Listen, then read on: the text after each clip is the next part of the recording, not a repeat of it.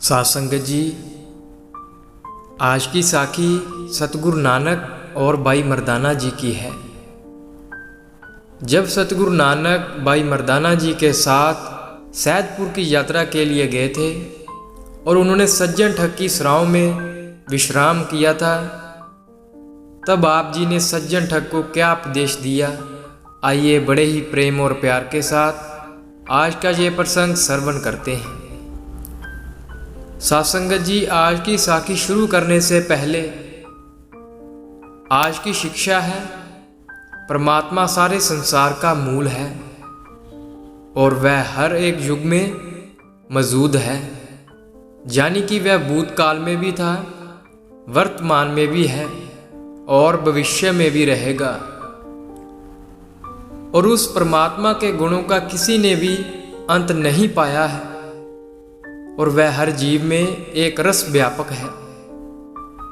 साध संगत जी, सभी धर्मों ने परमात्मा को इस तरह बताया है जैसे जंगल में चंदन का पौधा होता है और उसकी संगत से साधारण वृक्ष भी चंदन बन जाते हैं, वैसे ही वह परमात्मा सभी जीवों का मूल है, सभी जीवन का आधार है। उसकी संगत में साधारण मनुष्य भी गुणवान बन जाता है। हे परमात्मा, तू पारस है, मैं तेरी संगत से सोना बन गया हूँ, तू दया का घर है। और भक्त नामदेव जी कहते हैं कि मैं सदा स्थिर रहने वाले प्रभु में लीन हो गया हूँ। और जो परमात्मा का नाम जपते हैं उनमें भी उस प्रभु परमेश्वर जैसे गुण पैदा हो जाते हैं, जिस प्रकार पारस को रगड़ने से लोहा भी सोना बन जाता है। साध संगत जी, एक बार सतगुरु नानक भाई मर्दाना जी के साथ सैदपुर की यात्रा के लिए दक्षिण की ओर निकले और गांव दर गांव होते हुए सतगुरु एक ऐसी जगह पहुंचे जहां पर एक सराय बनी हुई थी और उस सराय के एक तरफ मस्जिद थी और दूसरी तरफ मंदिर था। और उस सराय के अंदर बहुत सारे कमरे थे और उस सराय के नज़दीक एक कुआं था और वह ऐसा लग रहा था जैसे कि उसे छिपाया गया हो। तो साध संगत जी, जब सतगुरु नानक ने उस सराय के अंदर पांव रखा तो अंदर से दो नौकर निकलकर बाहर आए।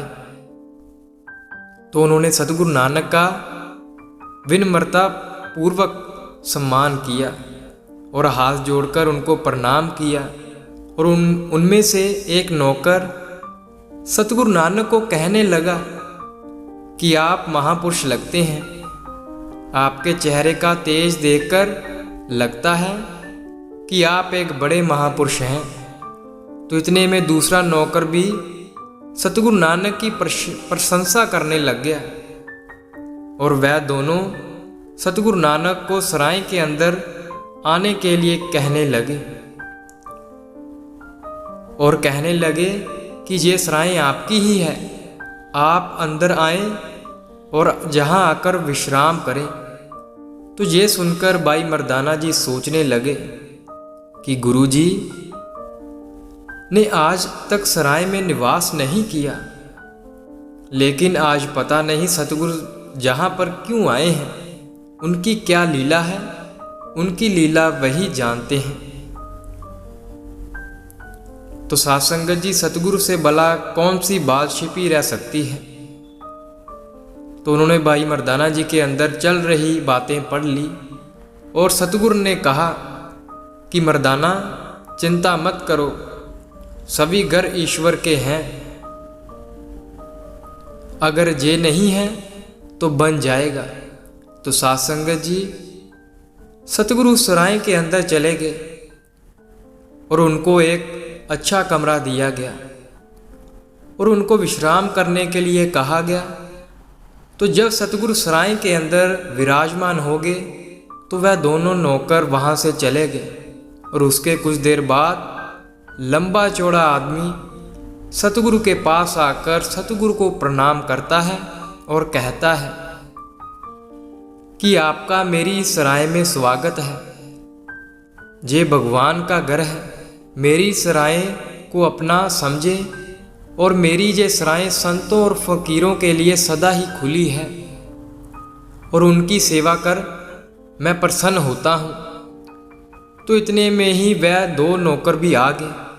उनके हाथ में गर्म पानी का कटोरा था। तो उन्होंने सतगुरु नानक को कहा कि हम आपके पाँव को धुल देते हैं। तो ये सुनकर सतगुरु नानक ने कहा कि नहीं, मुझे ये पसंद नहीं कि कोई मेरे पाँव धुले, मैं ऐसे ही राम में हूँ। तो उसके बाद सतगुरु नानक ने उस लंबे चौड़े आदमी जिसका नाम सज्जन था, सतगुरु से पूछते हैं कि श्रीमान आप कौन हैं? तो जवाब देते हुए वह कहता है कि मैं सबका मित्र हूँ। तो ये सुनकर सतगुरु नानक कहते हैं कि सबका मित्र तो वह परम पिता परमेश्वर है। तब सतगुरु के मुख से ये वचन सुनकर सज्जन कहता है कि मैं तो सबका नौकर हूं और मेरा नाम सज्जन है।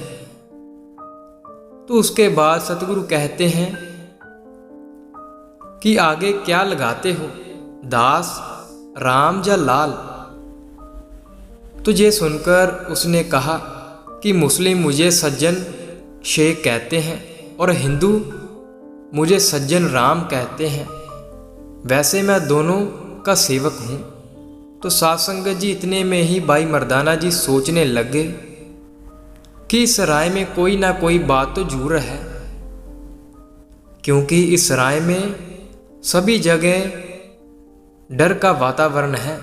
फिर चाहे ये सराय कितनी ही अच्छी क्यों ना हो, लेकिन जहाँ पर कुछ भी ठीक नहीं लग रहा, जहाँ पर कोई ना कोई गड़बड़ तो जरूर है।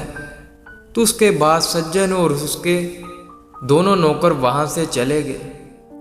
साध संगत जी जब सतगुरु उस सराय से बाहर आए तो उन्होंने देखा कि सज्जन नमाज पढ़ रहा है और उसके कुछ देर बाद ही वह मंदिर में पूजा कर रहा है। तो उसके बाद सज्जन सतगुरु नानक और भाई मर्दाना जी के लिए भोजन लेकर गया। तो भोजन को देखकर सतगुरु नानक ने कहा कि हमारा भोजन करने का मन नहीं है। तो ये सुनकर सज्जन ने कहा कि आप मेरे मेहमान हैं और मेहमान भगवान के समान होते हैं। अगर आप भोजन नहीं करोगे तो मुझे पाप लगेगा। तो ये सुनकर सतगुरु नानक ने कहा तुम्हें पाप नहीं लगेगा, लेकिन अगर तुम हमें भोजन करवा दोगे तो तुम्हें पाप लगेगा। तो ये सुनकर सज्जन तुरंत बोला कि आप खाना क्यों नहीं खा रहे हैं? आप अपने मन में किसी तरह की बात ना सोचें और कोई वहम ना करें। मैं हिंदू हूँ। मस्जिद में भी मैं इसलिए गया था क्योंकि जहाँ का शासक मुस्लिम है और हमें उसे खुश रखना पड़ता है। तो ये सुनकर सतगुरु नानक ने कहा कि सज्जन तुम्हें संतों की आज्ञा का पालन करना चाहिए। और सतगुरु नानक भाई मर्दाना जी को कहने लगे, हे भाई मर्दाना, क्या आपको भूख लगी है? तो भाई मर्दाना जी ने कहा कि गुरुजी, वैसे तो मुझे बहुत जल्दी भूख लग जाती है, लेकिन आज पता नहीं क्यों मुझे बिल्कुल भी भूख नहीं लगी।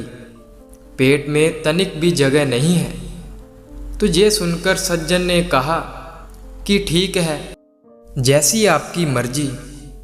और उसके बाद वह कहने लगा कि आप खाना तो नहीं खा रहे हैं, लेकिन आप दूध पी सकते हैं।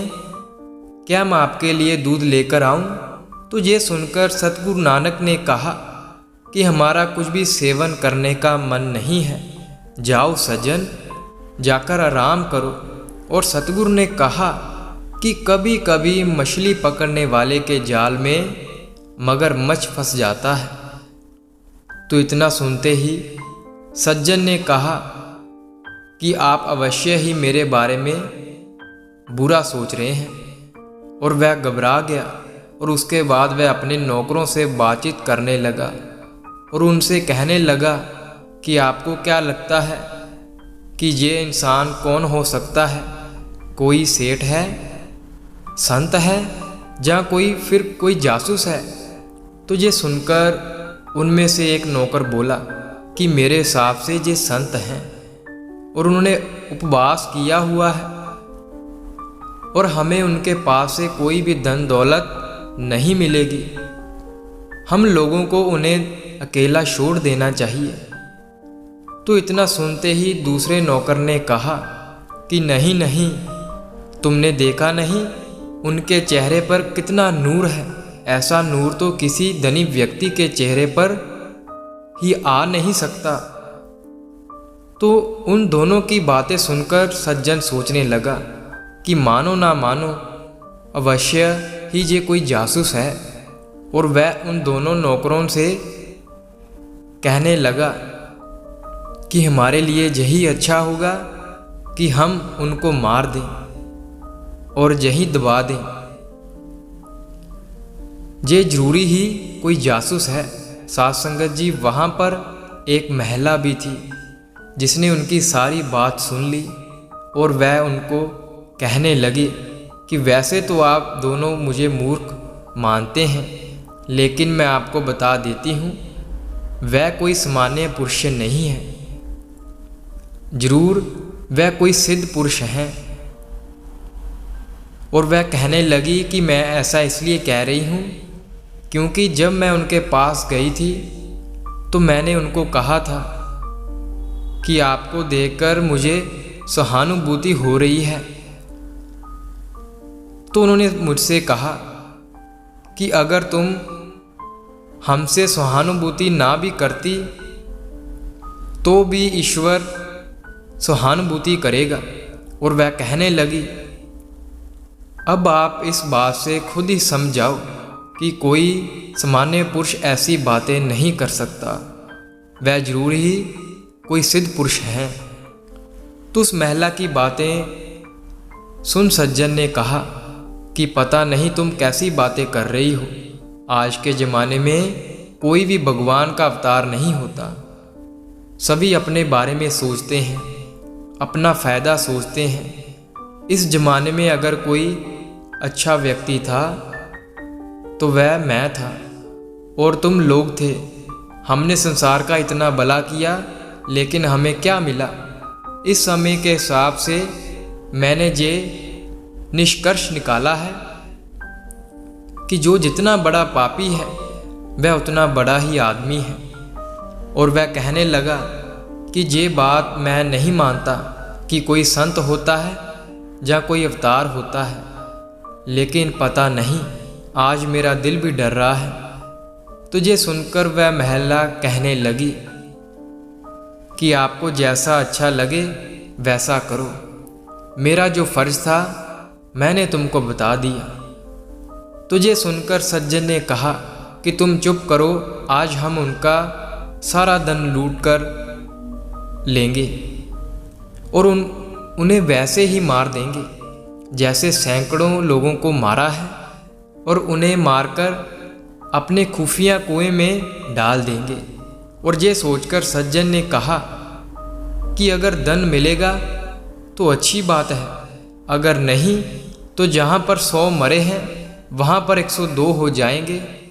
तो साध संगत जी, जब रात हो गई तो सज्जन अपने कमरे में जाकर सोने की तैयारी कर रहा था। और जैसे ही उसने आंखें बंद की तो उसे डर लग रहा था और ऐसे लग रहा था कि जैसे वह रात उसके लिए निकालनी मुश्किल हो रही थी। तो इतने में ही उसकी आंख लग गई। तो फिर उसने वह देखा जिसने उसकी ज़िंदगी ही बदल दी। उसने उन सभी व्यक्तियों को देखा जिन्हें उसने मारा था।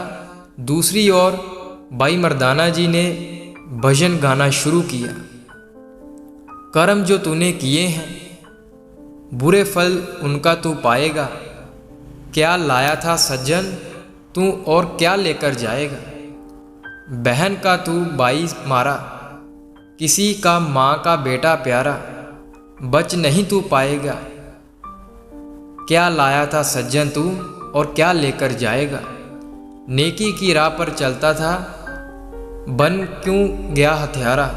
गुरु के चरणों में तू झुक जा, पाप करेंगे माफ तुम्हारा। गुरु का नाम है सबसे प्यारा, नया जन्म दिलवाएगा। क्या लाया था सज्जन तू और क्या लेकर जाएगा।